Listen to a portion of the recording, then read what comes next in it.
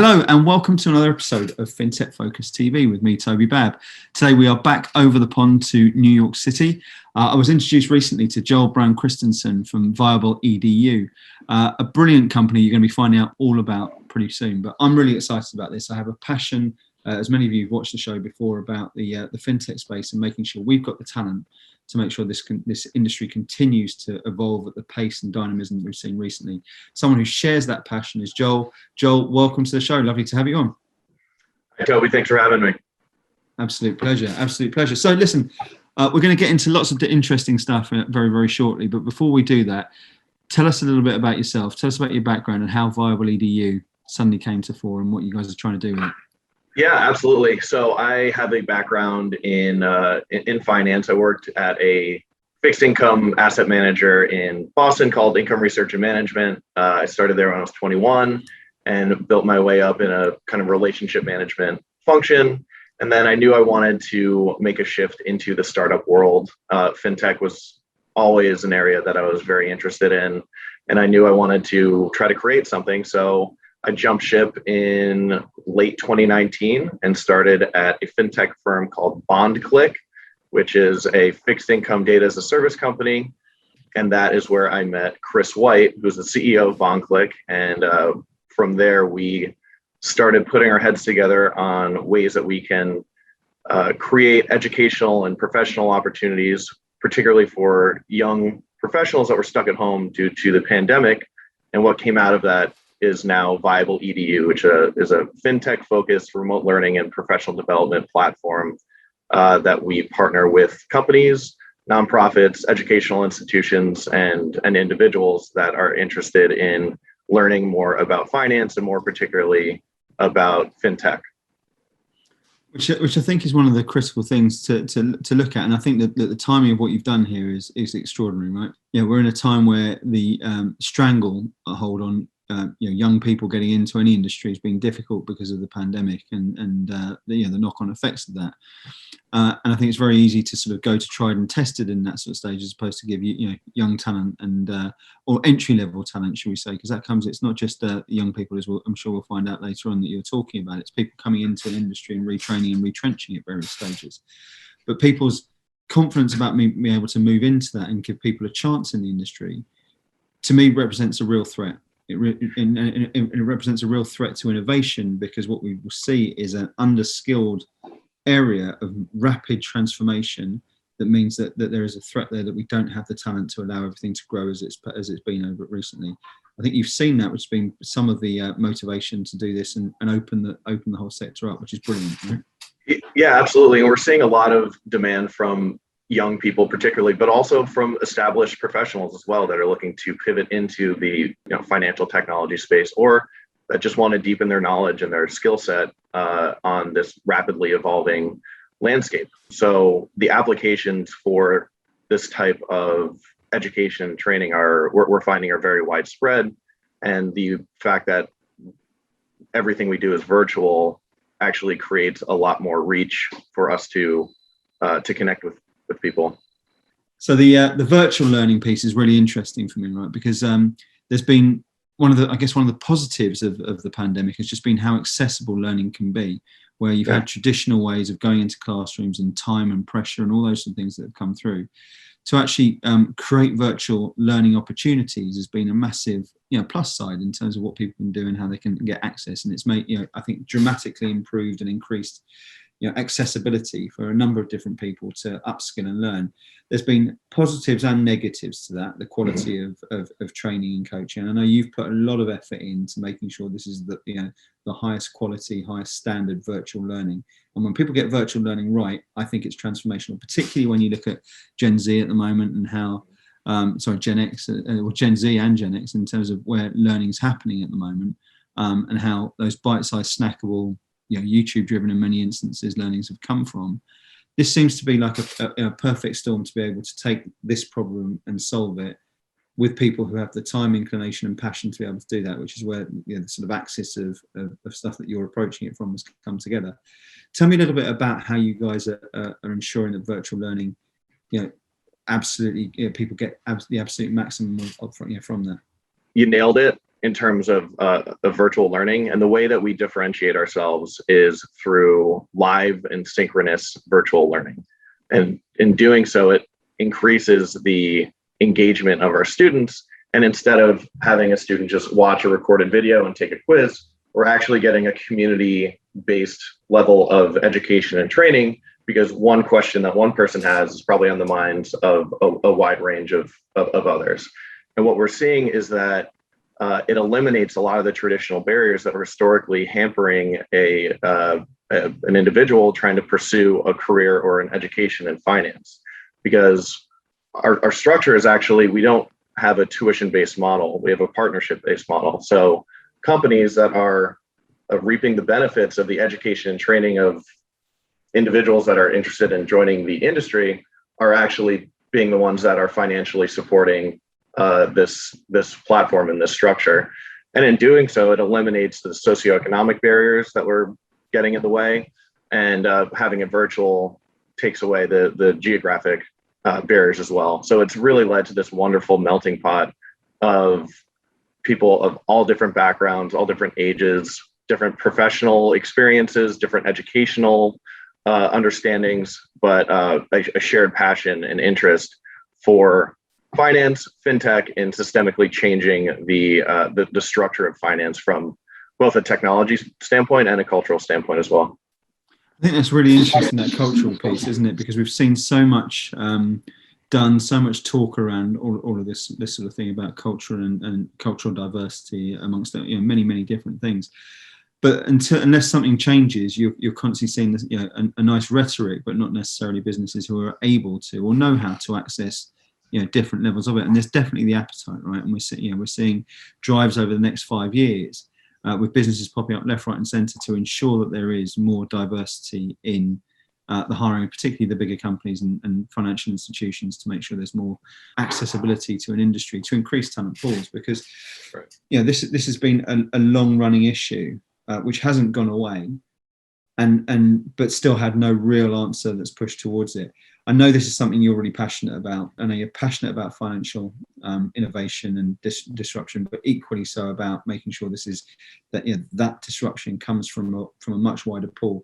Tell me a little bit more about how exactly you and ViableEdu are able to transform that and give access to both the underserved in terms of people who are able to get into these opportunities traditionally, but also how it can help companies who are looking to diversify the talent pool which they're looking at. Right. So, our approach isn't just identifying individuals and sending their resumes over. We're not trying to check the box here, because we're educating and understanding the actual individual learning. It allows us to understand their passions, their interests, their goals, what career trajectory they want to take on. And in terms of actually matching young talent, or really anyone, with a company that's desperately looking to identify talent, and particularly diverse talent, it allows us to very efficiently bridge that gap. And in the bridging of that gap, it's really not just connection, but we can work with these companies to then create courses to provide the baseline knowledge and understanding that these individuals need. So in terms of true, genuine diversity and inclusion, it's providing the connection, but it's also providing the deeper seated education that they need and that they may not have had access to prior. And the fact that it's all virtual allows for a much more streamlined structure into matching individuals with openings at companies, particularly in finance and fintech. One of my concerns about the industry, and I love the fact about how robust it's been over the last 2 years in particular, and how strong and robust global financial services and industry has been the catalyst for us to be able to survive as in the way that we have, and in many ways saved so many lives. But alongside it, it's technology that's allowed that sort of stuff to happen. Financial technology has allowed efficiencies, and it's evolved at a pace that I've never seen before in 22 years of watching and commentating and working in the industry. the biggest threat I can see to that, as I'm sort of said a couple of times now, is the accessibility and the I guess the production line of talent coming into the industry, as you know, to keep up with the scale of evolution alongside it. And I think both here and in the States, it is an education system that hasn't evolved as quick as the rest of the world's evolved with it. So we're still seeing people who are coming in there who are going into standard degrees and not coming out work ready from it. They're coming out with good educations, but that education isn't necessarily fit for purpose into the new world. Certain universities and certain colleges and certain courses have trumpeted that, and a lot of them though have and particularly within financial services, we've seen these barriers to entry where it's very, very difficult to cross over to it. If you haven't been in it right from day one and had that vocation, so to speak, from it. You guys are absolutely perfectly set up to this. I've been banging the drum for a long time about getting people work ready and making sure that they are far more tooled up with the skills that are necessary to succeed in this in this day and age, and particularly in this industry that we work in and we're all passionate about. But when we look at it and say, right, there's the courses that you guys have set through, that there will be a natural thing to say, right, what does that mean? How does that, how work ready does that get people? How do you make sure that the time spent with you in ViableEdu is something there which can allow people to then move into it and not only have just something there on their CV which they can say show a little bit of promise with it, but actually have validation that this is a pathway and a process they can go down to be really beneficial for them. So we not only do teaching, but we've found clever ways to use virtual to our advantage in terms of fully understanding the material and applying it to what's going on in the real world. So we split our classes into groups to produce podcasts. Actually, this is appropriate under our Spotify podcast called the Gen V podcast. And basically what we ask our students is to apply what they're learning in class to real life innovation that's happening outside of it, or just basically under the veil of technology and culture, take what we are teaching you from a fintech perspective and apply it and discuss it. And that last part is the key part, where the actual conversation and application of this knowledge is really how you can truly understand and be able to innovate within. You have to be able to converse and discuss, and in doing so, it actually allows for a more universal understanding of the material to be taught. And in doing so, it takes away from just the assignments that we give and the quizzes that we that we assign aren't necessarily a true representation of the understanding and actual application of the knowledge into the real world. And then with our partnerships with firms that are interested in hiring directly out of our candidate pool, we're able to customize and curate the exact information that they need to understand and know to then be hireable at that level. An individual doesn't necessarily have to have a 4-year educational background or an MBA in a particular area, because finance is evolving so rapidly. We're able to take a much more nimble approach to the specific areas of the market that are growing very rapidly, and can kind of jump ahead of educational institutions that might be slightly behind the ball.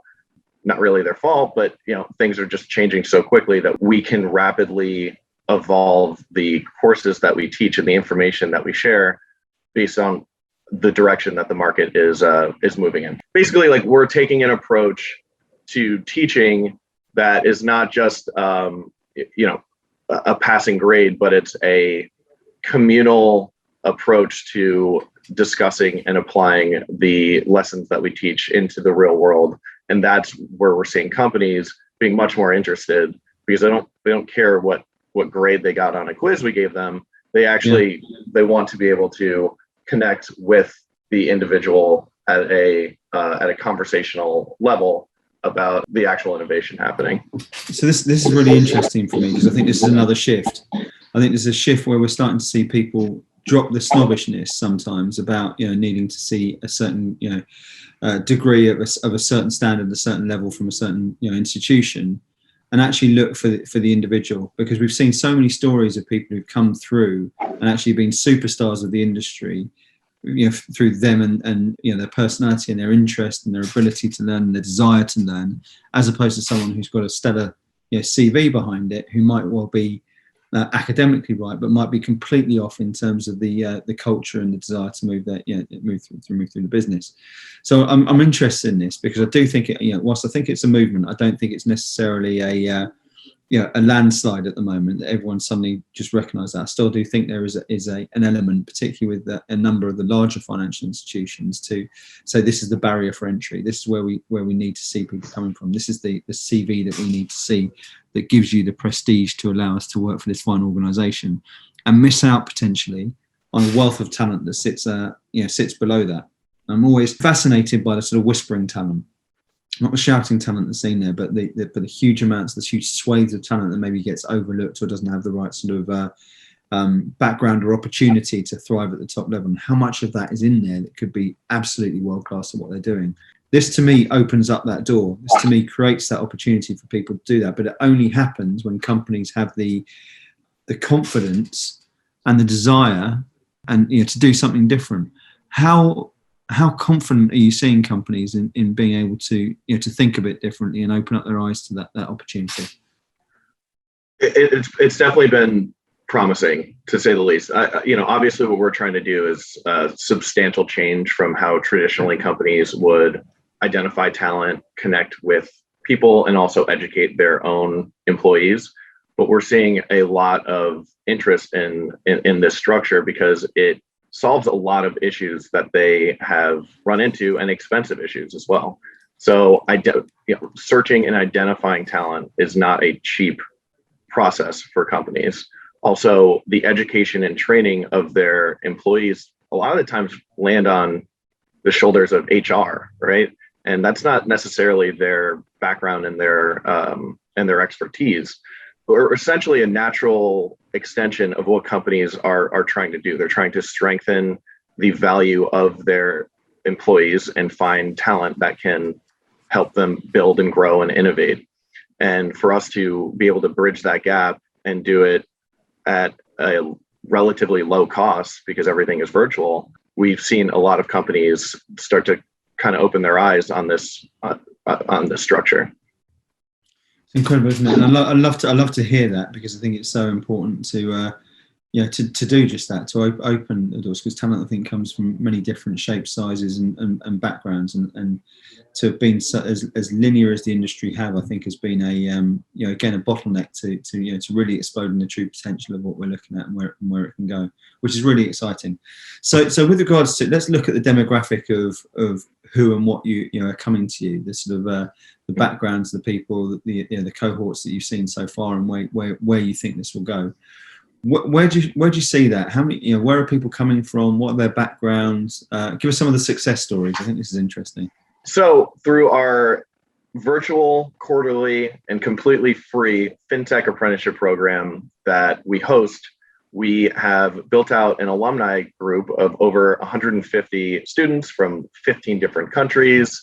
And it's a truly diverse group of students. And these are people of all ages, all backgrounds, different current professional situations, but it's allowed us to connect with companies and create direct opportunities into those firms. So we had a number of companies that basically came to Chris and I and said, "Hey, we see what you're doing. Here's a job description. Are you able to provide us with a couple resumes?" And of course, we did that as much as we can. We've seen matching for internships, entry level positions, even more seasoned professionals trying to pivot in. But what we realized is that we are kind of rethinking the way that recruiting and headhunting works, because we're not just forwarding over resumes. We're actually understanding the intricacies of our students and are able to then much more confidently match our alumni with opportunities that we know they will be a valuable fit and that we know that they are genuinely passionate about pursuing. So what we want to build out, and our goal here, is to create a number of pipelines directly into companies through certifications, right? So for our alumni that are interested in cryptocurrency, we want to partner with a company that is in that area, call it the ViableEdu cryptocurrency certificate brought to you by company. And we are then able to work with them to curate a set of courses that will provide the baseline knowledge necessary to be a value-added employee. And then that company can then hire unlimited out of our candidate pool.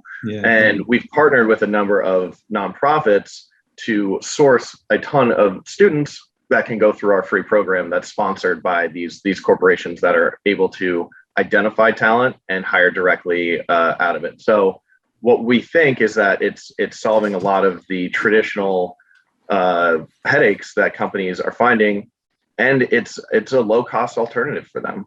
In terms of our matching, we've had a number of companies that have hired directly out of our candidate pool, but we think that we have something even more valuable in mind. And the way that we're making money right now is direct B2B education and training and working with companies. And we looked at our free program as a testing ground for new courses, new instructors, working out the kinks of virtual learning, because I don't think anyone has it fully down. But what we realize is that our most valuable asset is right in front of us with these amazing alumni of our course. So that's what we're building right now. So congratulations on that. I mean, it's a brilliant idea, and it's being executed fantastically. And as I say, I think it's solving. I like things that are solving a real problem. And this is absolutely something that heads down that line. Tell me a little bit about who and what and how they should reach out to you. Who should be getting in touch with you? What's the best way of doing that? Well, that's kind of the beauty of it, it's because what we're doing applies to so many different, So really anyone interested in finance and with a particular interest in fintech can join our free quarterly program. Our next one starts in January of next year, but also nonprofits that have members that would be interested in coming through our program, educational institutions that are looking to probably update their financial education offerings, even if they have them. I mean, in the US, I grew up in New Jersey. At no point in my education up until college was I given any sort of financial literacy education, which is it's just not equipping individuals with the baseline understanding of how money works, both at the personal finance level and more at the institutional level. And then lastly, corporations that are looking to both identify talent or educate their employees internally, we're able to work with them to not only teach from our 30 plus courses that we've built out, but also we can work with them to develop courses on their specific product or in their specific industry. And in doing so, we can work with subject matter experts that can strengthen the understanding of their company to the employees that they have. So long story short, this applies to everyone. Mm-hmm. And with the rise of retail investing and the democratization of investing as an individual, people need to understand these structures. People need to understand blockchain. They need to understand cryptocurrencies. They really need to understand what SPACs are before they jump into something that they don't fully understand. And we're able to do that at a customized level to teach and connect with people regardless of their financial backgrounds, regardless of their current financial knowledge, so that we can invest in the individuals that are going to be joining this industry going forward, or that are investing as individuals and need to understand this vastly and rapidly changing landscape. It's, I mean, just by that answer, you understand the sort of sheer scale of what you've got here, isn't it? And the future is really exciting about this for something that if I'm not dumbing it down, sort of came out from an idea born through the pandemic, to actually seeing the sort of opening up to just how far wide and vital this could be to the the future of the industry really, really excites me. Tell me about the future. What's next? What's it look like? Where's ViableEdu go? Yeah, I mean, in the immediate future, we have really exciting partnerships on the horizon. We've just partnered with the American Veterans Group, which is a broker-dealer out of New York City, and we're creating a 4-week accelerated program for U.S. veterans interested in joining the financial industry. So we're able to kind of a triangle format of partnering with a firm that wants to invest in the opportunities for specific communities. Shameless plug here, but if you are a U.S. veteran or know of a U.S. veteran that's interested in finance, we are filling up spots for what we're calling Armed for Finance, which is an incubator of financial knowledge and skills to then be hireable following our course. And we're going to find clever ways of marketing that and getting that in front of as many people as possible. But the applications of those partnerships are very widespread, and we're seeing a lot of different types of communities be interested in that sort of structure as a pipeline directly in. We're a year and a half in of what we've built, and you're completely right that this came as a product of the pandemic, and I think that we're just at the start of really understanding the applications of virtual learning and virtual professional communication. If this wasn't virtual, this wouldn't be possible. And because we're finding clever ways of using virtual to our advantage, it's very exciting to think about the future, but also it's wide open. We're not exactly sure which direction we'll go or how many of those directions we will pursue. It's ripe for innovation for sure, and I think that we're well positioned to grow with our partners and also create as many opportunities for people interested in this space as we possibly can. Well, Joel, it's just an absolutely great pleasure to be able to sort of pass this on and sort of shine a bit more light onto it, because what you're doing, I think, as I keep saying, it's got a real value to it. It's got real excitement to it, and I've got no doubt that it's going to continue to grow, and the ripple becomes a movement, doesn't it? And I think very, very soon we'll be hearing more and more about that as well. What's the best way for anyone who's watching this, who's either keen to sort of transfer over from financial services into that, or listening in any way, shape, or form, and saying that this could be the catalyst that really takes my career further forward, or companies who are saying that this could be exactly what we're looking to do that? How should they get in touch with you? Yeah, absolutely. You can reach out to me directly on LinkedIn. You can apply on our website, which is ViableEdu.com, and you can also reach out to me directly via email. We can put that in the description of the podcast if that's easiest. But absolutely, feel free to reach out to me directly, and I'd be happy to connect on really any of the areas that we just discussed here. And if you're an individual interested in joining any of our programs, happy to tell you all about it, the structure, the scheduling, and the future opportunities we have for you. Joel, thank you so much for sharing all that with us. Thank you even more for what you're doing with the industry at the moment. I'm looking forward to getting over in the next couple of weeks to come and say hi to you in person. Absolute pleasure having you on the show, and thanks so much for sharing everything with us. No, thank you, Toby. I appreciate it, and we'll see you in a week or so.